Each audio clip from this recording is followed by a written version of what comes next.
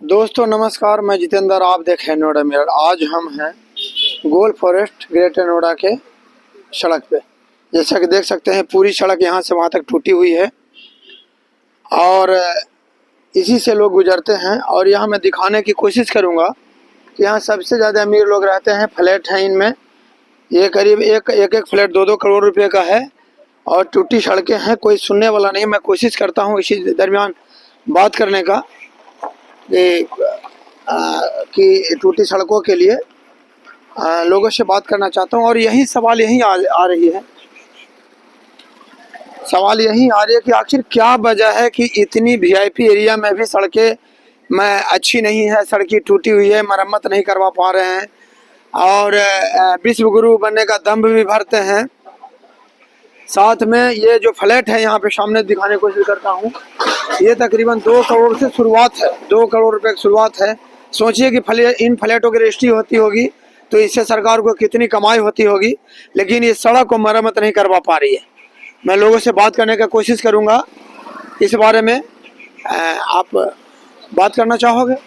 भैया जी, सड़क टूटी है, इसके लिए आप कुछ बात करना चाहोगे? सड़क जो टूटी है, कुछ बात करना चाहोगे आप? बिल्कुल, जल्दी से जल्दी इसका निर्माण होना चाहिए। तो वजह क्या कौन जिम्मेवार है इसके लिए? इसके लिए अब यहाँ की जो अथॉरिटी है वो जिम्मेवार है। सबसे अमीरों का एरिया है, 2-2 करोड़ रुपए के फ्लैट हैं और फिर भी सड़क मरम्मत क्यों नहीं हो पा रही है? अब ये तो वही लोग देखेंगे जो इसका रख रखाव करते हैं, प्रशासनिक पदाधिकारी देखें या अथॉरिटी के लोग देखें। इस सरकार आई थी तो बोली थी 15 दिन में पूरे यूपी को गड्ढा मुक्त कर देंगे।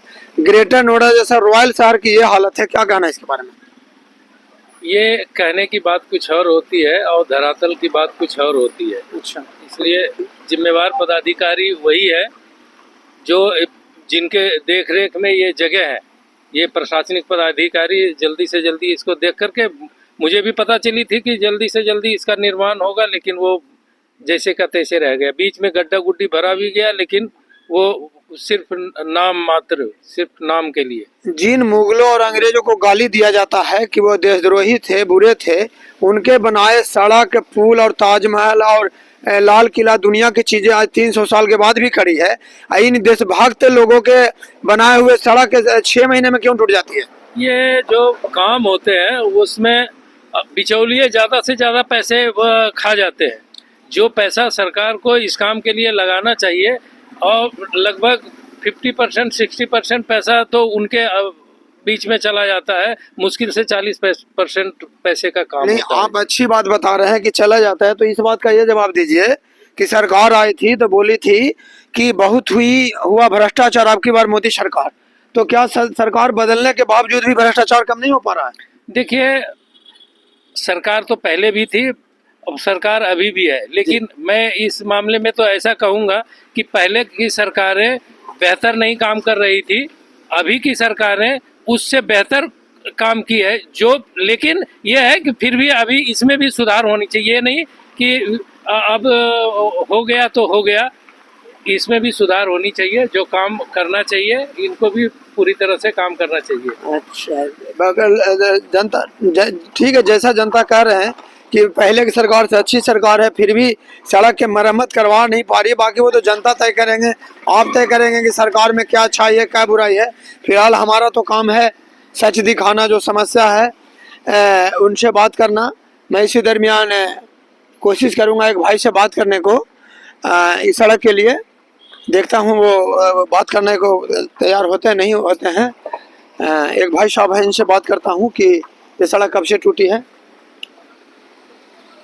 भाई साहब, क्या नाम है आपका? सुदेश। हाँ जी, सुदेश। सड़क कब से टूटी है? ये तो काफी दिन हो गए इसको तो। ये सबसे वीआईपी एरिया है, इसलिए 2-2 करोड़ 3-3 करोड़ के फ्लैट हैं। हाँ। फिर भी ये सड़क टूटी है। सरकार की हवाई बातें करती है सिर्फ।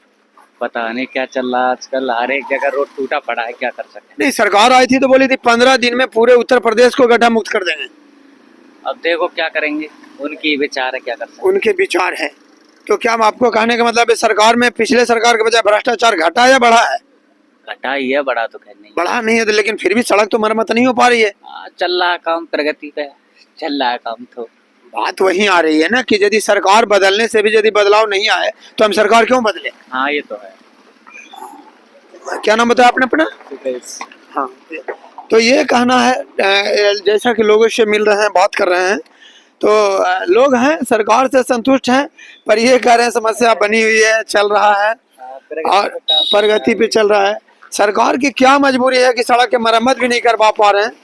और इसी मामले में मैं कुछ और लोगों से बात करने की कोशिश करूंगा और देखने की ये बातें हैं कि आखिर क्या वजह है सड़कों का रख रखाव बेहतर न होने का। सिर्फ वजह ये हो सकता है कि जिम्मेवारी तय न होना, सड़क हो, पुल हो, पुलिया हो या कोई कुछ है। यहीं सामने ठीक एक रेलवे ओवरब्रिज बन रहा है जो करीब 4 साल से काम चल रहा है।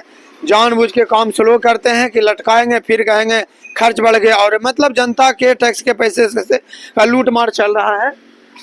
और इसी मामले को ये मेरा कहना है कि जब तक जिम्मेवारी तय नहीं होगी, आज सऊदी अरब में जैसे देशों में अपराध कम क्यों होते हैं, वो अपराध कम होने के वजह ये है कानून कड़ा है और साथ में लोगों के पास रोजगार है, लोगों के पास काम है। इस वजह से वहाँ अपराध कम होते हैं और लोगों की जिम्मेवारी तय होता है। यहाँ तो आप सड़क बनाए, सड़क टूट गया, कोई करने वाला, किसी को कोई जेल नहीं, कोई सजा नहीं, कुछ नहीं, ऐसे ही चल रहा है। अधिकारी लोग इस वजह से नहीं काम कर रहे हैं कि उनको पता है हमारा कोई कहने सुनने वाला नहीं। 9 से 6 ऑफिस में बैठ के ड्यूटी कर लिए और जो नेता है वो सिर्फ और सिर्फ अपनी संपत्ति बनाने में लगे हुए हैं। किसी कोई जिम्मेवारी नहीं, कोई इस्तीफा नहीं, किसी को हटाना नहीं और कोई जिम्मेवारी नहीं है किसी की। और फिलहाल एक ऑटो वाले भाई साहब, भैया जी क्या नाम है आपका? मेहताब। ये सड़क कब से टूटी है? सर ये तो बहुत टाइम से टूटी हुई सड़क। इसका जिम्मेवार कौन है? जिम्मेवार यहाँ का प्रशासन ही है, और कौन होगा जिम्मेदार? आप वोट देते हैं? वोट देते हैं सर। वोट देते हैं, टैक्स भी देते होंगे, गाड़ी खरीदे हैं टैक्स भी गाड़ी है, केला बेच रहे हैं, टैक्स भी देते हैं, सब कुछ करते हैं। जैसा कौन नहीं दे रहा? हम आलू भी खरीदते हैं, उस पर भी टैक्स है, अनाज खरीद रहे हैं उस पर भी टैक्स है, सीएनजी के बारे में उस पर भी टैक्स है। काय पे टैक्स नहीं आज के तो टाइम में? सरकार सड़क तक मरम्मत क्यों नहीं करवा पा रही है? भाई सरकार तक हम कैसे पहुंचे? जो जिम्मेदार लोग हैं।